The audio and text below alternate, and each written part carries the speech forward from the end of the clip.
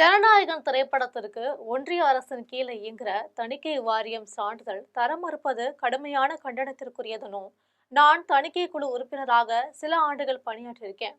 அதோடைய செயல்பாடுகள் எனக்கு தெரியும்னு காங்கிரஸ் எம்பி ஜோதிமணி ஜனநாயகத்துக்கு நடப்பதை மௌனமா வேடிக்கை பார்த்துட்டு இருக்க முடியாது அப்படின்னு பேசியிருக்காரு.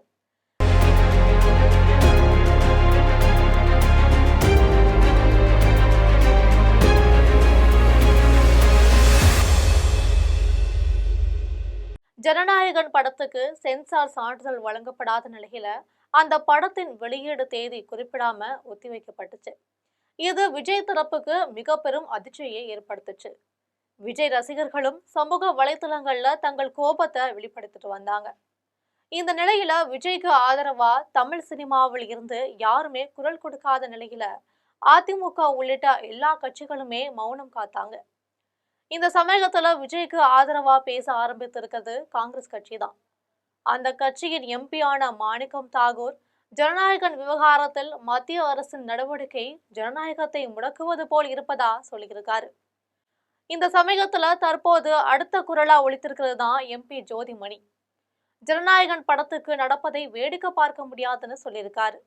இது தொடர்பா அவர் வெளியிட்டுள்ள எக்ஸ் பதிவுல, ஜனநாயகன் திரைப்படத்திற்கு ஒன்றிய அரசின் கீழ் இயங்கும் தணிக்கை வாரியம் சான்றிதழ் தர மறுப்பது கடுமையா கண்டனத்திற்குரியது. இது தமிழ் திரையுலகத்தின் மீது நடத்தப்படுகிற தாக்குதல்னு சொல்றாரு. அது மட்டும் இல்லாம நமது அரசியல் சார்பு விருப்பு வெறுப்புகளை தாண்டி கருத்து சுதந்திரத்தின் மீது நம்பிக்கை உள்ள ஒவ்வொருவரும் இதை கண்டிக்கணும்.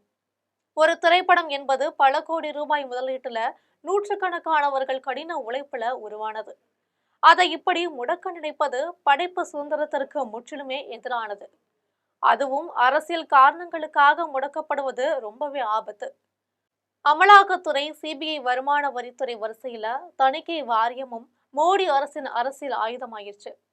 இதை நான் மௌனமா வேடிக்கை பார்த்துட்டு இருக்க முடியாது. நான் தணிக்கை குழு உறுப்பினரா சில ஆண்டுகள் பணியாற்றியிருக்கேன். அதன் செயல்பாடுகளை எனக்கு நல்லாவே தெரியும். என்னளவுல இந்த தொழில்நுட்ப யூகத்துல தணிக்கை வாரியம்ங்கிறது ஒரு காலாவதியாகி போன ஒரு அமைப்பு தான். ஒரு திரைப்படத்தை ஏற்பதும் மறுப்பதும் மக்கள் கையில தான் இருக்கு. ஒரு திரைப்படத்தை நாம் தணிக்கை செய்து கொண்டிருக்கிற அதே நேரத்துல பல்லாயிரக்கணக்கான தணிக்கை செய்யப்படாத வீடியோக்கள், காட்சிகள் தொலைக்காட்சி, யூடியூப், சமூக வலைதளங்கள் மூலம் பரவிட்டு இருக்கு. இது பல கோடி பேர் பார்க்கிறாங்க.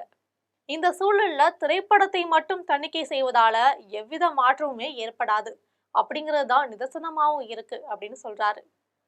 பெண்களை ஆபாசமா பேசுவது, சித்தரிப்பது, இரட்டை அர்த்த வசனங்களை பேசுவது தணிக்கை விதிகளின்படி தவறானது. ஆனால் இது எல்லாமே வெளிவருகிற படங்கள் ரொம்பவே குறைவு. தணிக்கை வாரியம் இந்த மாதிரியான விஷயங்கள்ல பெரும்பாலும் எந்தவித கவனமுமே செலுத்தல. சான்றிதழை மறுப்பதில்லை என்பது கவனம் கொள்ள வேண்டும். அதனால தணிக்கை வாரியம்ங்கிறது கலைக்கப்பட வேண்டிய ஒன்று. அதுவரை அது அரசியல் ஆயுதமா பயன்படுத்தப்படுவதை நாம கடுமையா கண்டிக்கணும் அப்படின்னு சொல்லியிருக்காரு.